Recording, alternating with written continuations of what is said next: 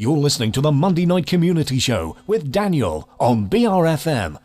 So we're now going to be talking to Jeremy. He's an artist and he's doing a project for the Whitstable Biennale. He's going to be telling us a little bit more about that. But firstly, thank you very much for taking the time out to speak to us. Thanks very much, Daniel. It's very glad to be here. I was wondering, before we go on to talking about this specific project, if you could just give us a little bit of an introduction about yourself as an artist and what kind of work you do. I tend to do quite a lot of different sorts of work. I live in Whitstable, so I live fairly close by, and I work a lot with video and photography, but I've made sculptures and performances and various other things. So it very much depends upon the project itself and the context really in which the work's being made. Now, I know you wanted to talk about the work itself and the specificness to the relationship of place. Yeah, it's. I'm making a film for Whitstable Biennale, which will be shown next summer. I think it's the end of May it opens. And I wanted to make a film on the southern tip of Sheerness, by Sheerness actually. This is the part of Sheppey that I can see from the beach in Whitstable. And I think it's quite an amazing place. It's sort of very strange in some ways, with the sort of the marshland and the beach and the estuary. And I wanted to make a film which relates to that in some way, and in some way becomes like a portrait of that place, which seems rather magical to me. We are at the moment talking to Jeremy. He's talking all about the project he's doing for the Whitstable Biennale here on the island, right here at BRFM. So we are at the moment joined with Jeremy. We're talking all about a project he's doing for the Whitstable Biennale here on the island.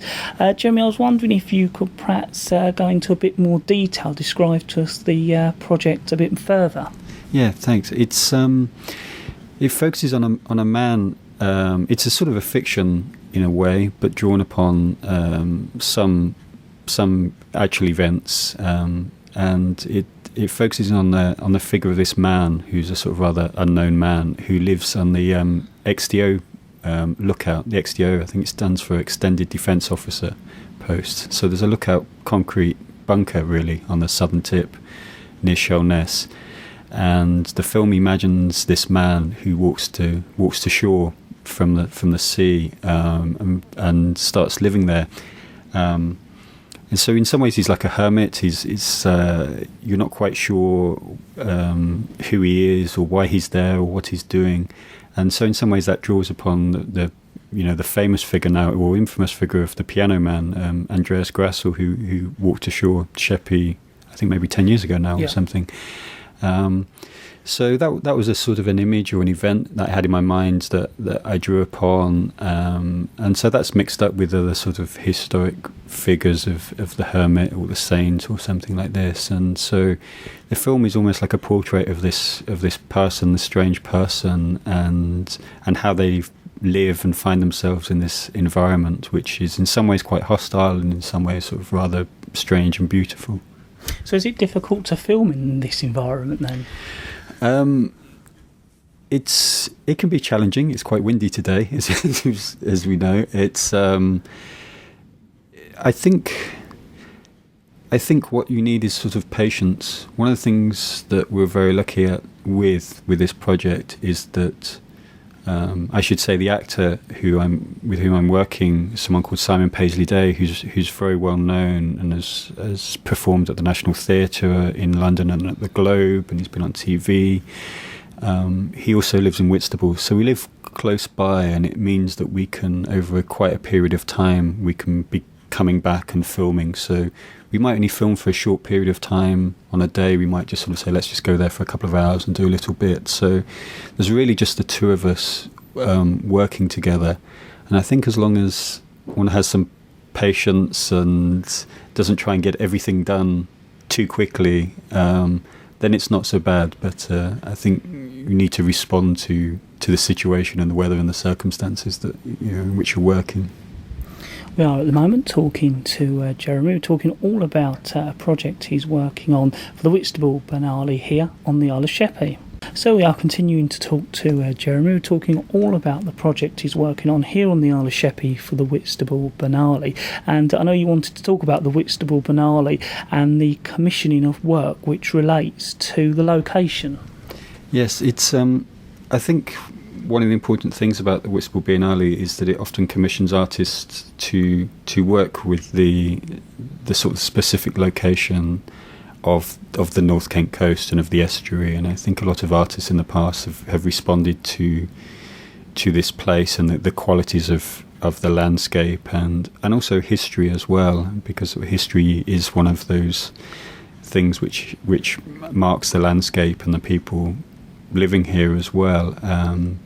A couple of years ago, Adam Chodsko made who's another Whitstable artist actually, he made a canoe which people were taken out to a point, I think just off the coast of Sheppey, where the corpses from the old prison ships used to get washed up on, and so in a way that was a journey not only through geography but through history as well in some ways. So I think it's very interesting when artists are allowed to respond in this way and can draw upon things which are outside of themselves rather than it being sort of purely of their imagination. I think that allows people, here to relate to it and engage with it in a different way, really. So how might local residents engage with the work? Well, we're looking maybe for people to help in a number of ways. In terms of the filming, it's quite a small crew. It's basically me and Simon, and the technology now makes it very easy for me just to have a small camera and mic and to do it pretty much by myself. That also helps with the fact that we keep wanting to come back and forth and do things, when we can.